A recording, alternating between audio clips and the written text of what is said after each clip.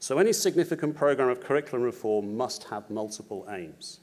There will, of course, be ambitions to improve performance in relation to defined standards, to prepare young people more effectively for the world of work, and to create a more equal and fair society. Wherever I go in the world, those are the watchwords: standards, employment skills or employability, and social justice. But all too often, the economic aim is raised above all the others.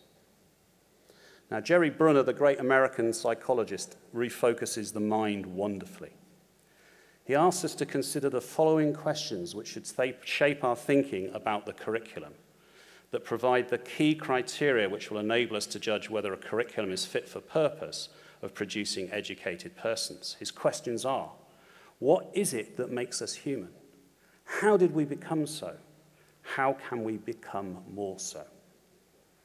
Now, there are multiple ways of becoming more human, each of which is important and can be affected by education. Here, I'm just going to focus on three. First, we become human through intellectual development via initiation into the different forms of knowledge, the acquisition and application of key concepts, principles, and modes of inquiry to be found in the natural and social sciences, in the study of literature and history, in mathematics, in language and the arts. Engaging with challenging ideas develops the intellect and enhances the person's capacity to think critically about the physical, social, and economic and moral worlds that we live in.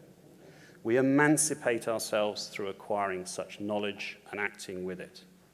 But such intellectual development is not achieved through study on a narrow front, which too often produces specialists who are ignorant of other equally important matters.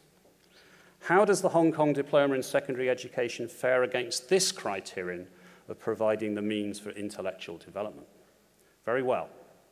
Students are required, they are mandated to study a broad range of subjects and to engage with conceptually challenging ideas. They are required to study mathematics and languages as a core component throughout the upper secondary cycle. In both of those areas, mathematics and language, there's a focus on challenging concepts such as algebra and calculus.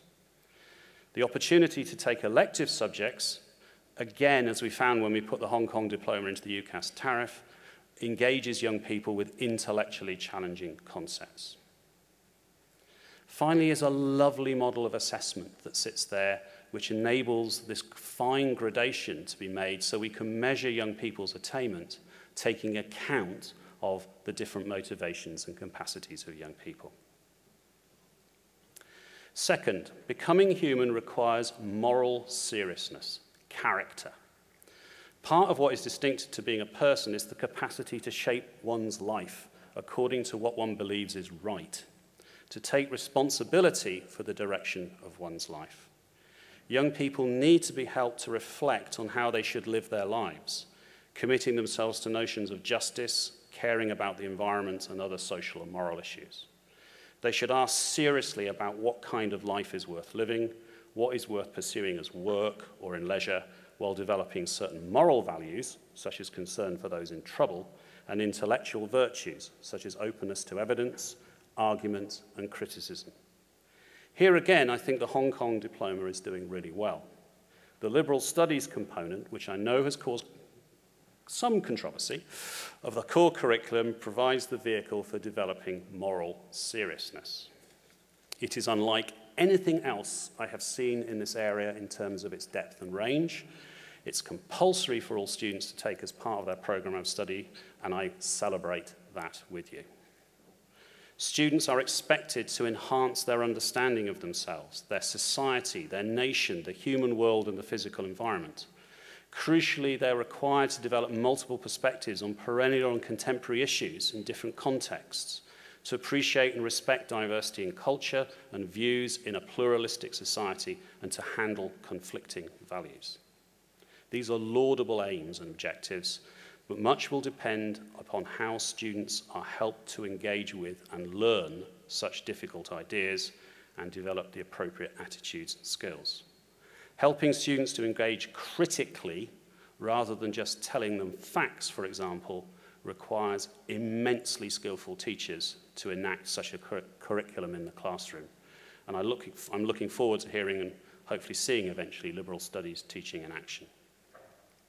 But finally, there's more to development and fulfillment as a person than the pursuit of intellectual excellence and moral seriousness.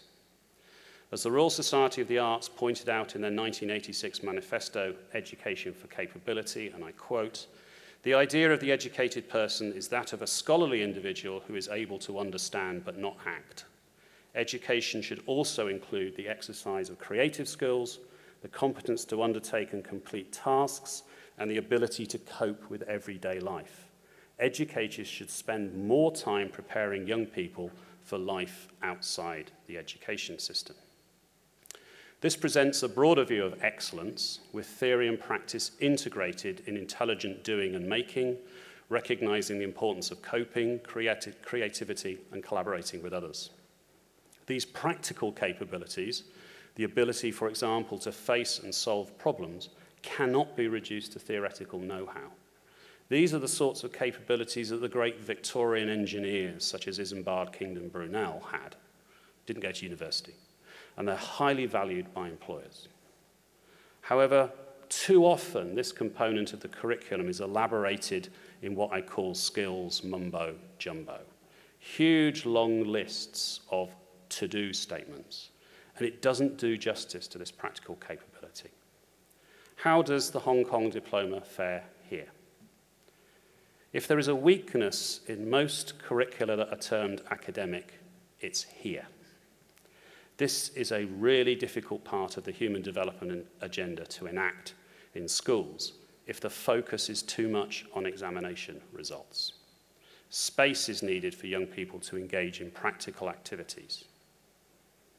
If I can be personal, the first 2 years of my highly selective academic grammar school that I went to in the mid-1960s in England, we were told we had to take courses in wood and metalwork. And every Saturday morning, yes, we used to have school on Saturday morning, every Saturday morning we were taken off to do wood and metalwork. The skills and knowledge I gained through those activities have stood me in good stead over the course of my lifetime. I can make bookcases and put them up, and I had the confidence to develop new skills. I can plumb a tap. Okay? Interestingly, the IB has just developed a vocational counterpart of its diploma, which is trying to integrate practical and theoretical learning in the sort of way that I'm talking about. However, the distinction we make between the academic and practical is, of course, one of the many false dualisms that permeates the world of education. Young people need access to both if they are to become more human.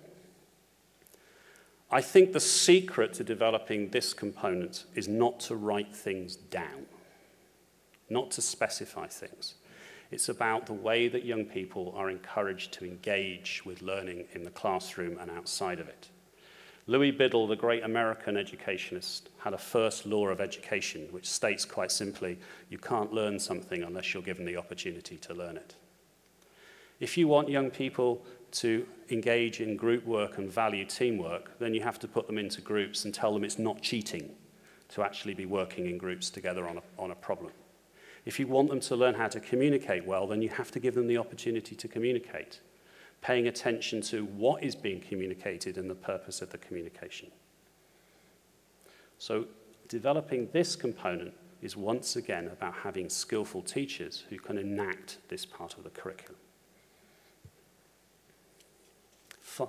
So in conclusion, I think the Hong Kong Diploma does provide an excellent vehicle for enabling young people to become more human and to develop the knowledge, skills, understandings, attributes, dispositions, and attitudes needed for the 21st century.